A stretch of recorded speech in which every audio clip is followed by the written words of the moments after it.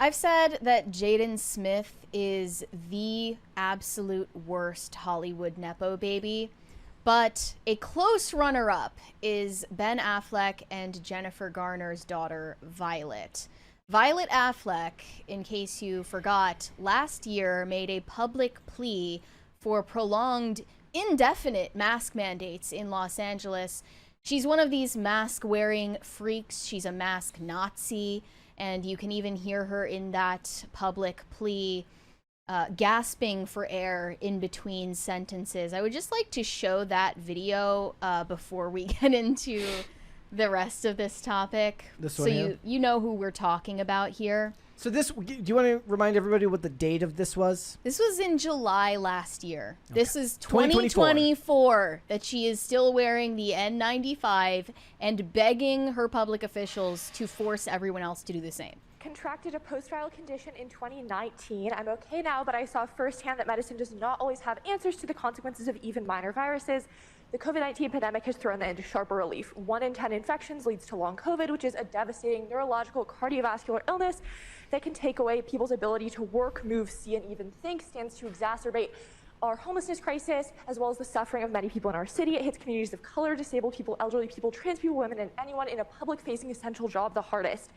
To confront the long COVID crisis, I demand mask availability, air filtration, and far UVC light in government facilities, including jails and detention centers, and mask mandates in county medical facilities. We must expand the availability of high-quality free tests and treatment, and most importantly, the county must oppose mask bans for any reason. They do not keep us safer. They make vulnerable members of our community less safe and make everyone less able to participate in Los Angeles together. Thank you. Thank you very much. I'm sure she felt really good about herself after that, and it prompted a lot of headlines. She's trying to make a name for herself, not as an actress or an influencer, but an activist. And now she is 19 years old and studying at Yale. She's at Yale because she's a Nepo baby and has the last name Affleck, not because of anything she ever accomplished for herself. Yeah. And at Yale, she penned an essay for one of her classes titled "A Chronically Ill Earth, COVID Organizing as a Model Climate Response in Los Angeles." And in this essay, she details a blow-up fight she had with her mother, Jennifer Garner, during the LA wildfires. And these smokes were so intense that her and her family had to go stay in a hotel room, I'm sure in a luxury hotel, because they're mega rich. And she got into this fight with her mom because her mom isn't clued in to the severity of the climate crisis, which she says caused the wildfires. Forget the fact that, as I stated on Twitter last night, homeless, drug-addicted illegals started the fires on purpose with blowtorches. Yes. Their idiot mayor was in Africa on a press junket while all of this was going on. That was a great tweet, by the way. Their idiot fire chief was hired for DEI reasons and was not handling the situation at all. And they shut off water that could fight the fires because of climate measures they took in the first place in LA. So there were fire hydrants that just didn't have water in them. And no, Violet will tell us it was actually caused by the climate change crisis, not any of these clear and present avoidable issues caused by the leadership in LA. But here was the story that she recounted in her essay for Yale. "I spent the January fires in Los Angeles arguing with my mother in a hotel room.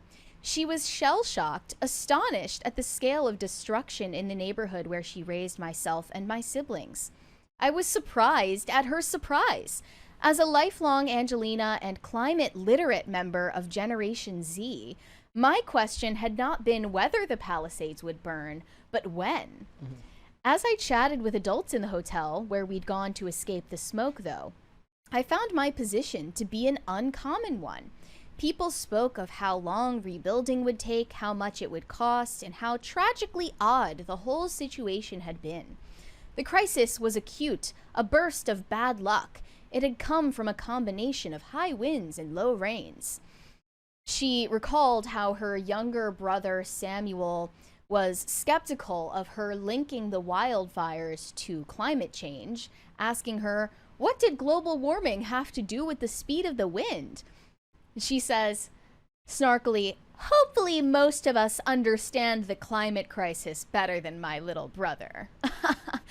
Instead of explaining the link between the wildfires and the climate change crisis, she just made a comment to put her brother down for not getting it and not being climate literate. She then reflected on the broader generational differences in society's approach to crises like COVID-19. She argued that society mishandles systemic crises like climate change and pandemics, especially COVID, treating them as isolated events rather than ongoing, interconnected problems needing long-term solutions. Well, what are your solutions, Violet? If you're such a genius, I mean, you go to Yale. I'd be willing to bet that it has something to do with ending capitalism. Yeah, and, centering the marginalized, the disabled in climate COVID protocol. I don't know. And towards the end of her essay, she concluded, "We can follow the science even when it scares us.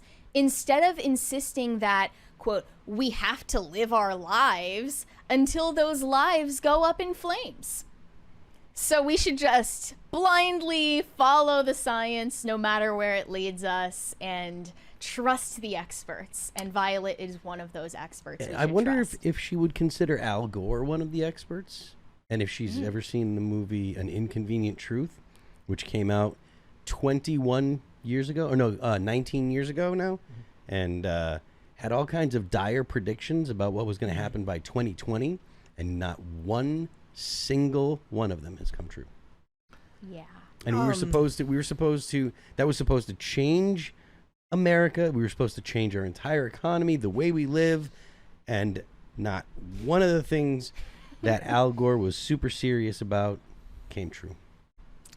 I mean, we talk a lot about the idea of luxury beliefs, and Hollywood especially being the progenitors of luxury beliefs because they have the money and the resources to hold those beliefs. Now, we talk about it usually in the context of movies getting made because the people making the movies are of an elite class of person who doesn't have to worry about the struggles that are actually interesting or maybe may make good stories to tell about the average everyday person, instead focusing on things that are relevant to people who go to Ivy League colleges or Yale. Is Yale Ivy League? Okay, Yes. there you go. Whatever. These people are insufferable. Also, she said she's a Gen Zer. What did she say? She's a climate literate member of Generation Z. Well, as a failed government literate person who has a brain, I understand that poor government planning does a hell of a lot more to ruin life than anything to do with the climate crisis at this time. I said it was the tweakers. Yeah. I said it while it was still happening. I think it might have something to do with all of these tweakers, these vagrants who are allowed to basically run LA on the streets. They make the rules. And, sometimes tweakers do tweaker things in the woods. And that includes starting fires for fun. We're going on 45 minutes and we have only had one crisis party? No crisis parties yet. We haven't had a crisis party. We've had one. Yeah, what the heck, guys? What's up with that? Just want to point that out and bring that to everyone's attention. It makes me think of, I'm in the middle of watching this 4-hour retrospective on The Wire. If you haven't seen The Wire, you should go watch it. And a great theme of that show is that there's drug dealers, there's cops, there's corrupt government officials, and it's all cyclical because nothing ever really gets solved. Right? And that is true of pretty much everything. Now, like you said, all of the ways in which the California government failed its citizens would go unbeknownst to her because as a communist, I'm sure, she believes that government is the answer to everything. And she takes that view because she has the luxury of her beliefs because she comes from wealth. Yeah, I don't think she earnestly holds any real beliefs. I think that she's been completely shaped by her isolated upbringing with Hollywood elite parents. And she has not been exposed to any contrary opinions for her entire life. She also seems to be incredibly deranged, like truly mentally ill. I think she is sick in the head.